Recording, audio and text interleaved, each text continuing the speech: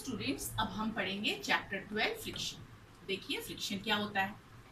जैसे आपने कोई बॉल रोल करी फर्श में, ठीक है ना, तो क्या होगा, वो रोल करते करते थोड़ी देर में रुक जाएगी। तो वो रुकेगी क्यों?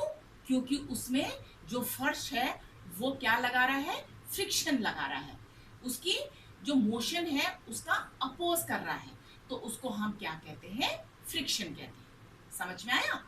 और जैसे आप चल रहे हैं, चलते चलते काफी दूर तक अगर आप चल रहे हैं तो आपको क्या हो जाती है, थकान लग जाती है। वो थकते क्यों है?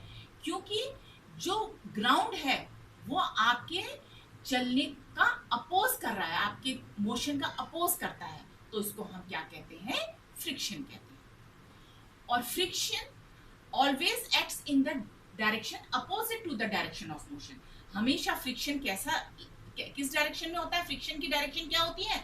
जो ऑब्जेक्ट मूव कर रहा है उसके जो मोशन की डायरेक्शन है उसके अपोजिट डायरेक्शन में फ्रिक्शन लगता है। जैसे आप इधर मूव कर रहे हैं तो फ्रिक्शन कैसा लगेगा? फ्रिक्शन की डायरेक्शन कैसी होगी? Opposite direction.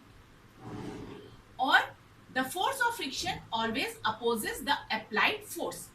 जैसे आप कोई बॉक्स है, ठीक है ना, इसमें आप फोर्स लगा रहे हैं इस साइड, तो हमेशा फोर्स ऑफ फ्रिक्शन के किस डायरेक्शन में लगेगा?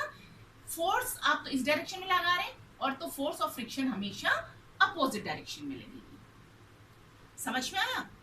और friction depends upon the nature of surface in contact. हमेशा फ्रिक्शन किस पे डिपेंड करेगा? Nature of the surface. जैसे अगर रफ सरफेस है तो उसमें फ्रिक्शन कैसा होगा? ज्यादा लगेगा। और स्मूथ सरफेस है तो उसमें फ्रिक्शन कम होगा। जैसे अगर आपका पैर केले के छिक्कल में पड़ जाता है तो आप फिसल जाते हो, क्यों? क्योंकि उसमें फ्रिक्शन कम है, वो स्मूथ सरफेस हो गया। और या फर्श में ऑयल हो तो आप फिसल जाते हो, है ना? तो फिसल जाते हो क्यों? क्योंकि उसमें फ्रिक्शन कम होता है। और किस पे डिपेंड करता है? Weight of the body. Friction किस पे डिपेंड करता है? Weight of the body. जैसे ये भारी ऑब्जेक्ट है तो इसमें फ्रिक्शन कैसा होगा? ज्यादा लगेगा। अगर कोई हल्का ऑब्जेक्ट है तो उसमें फ्रिक्शन क्या होता है? कम लगता है।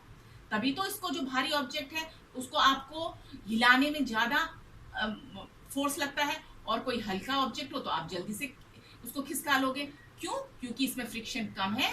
जो लाइट वेट होता है और जो हैवी वेट होगा उसमें फ्रिक्शन कैसा लगेगा? ज्यादा होता है। और friction is greater in rough surface and smaller in smooth surface. ये तो मैं आपको समझा चुकी हूँ कि फ्रिक्शन कैसा होगा।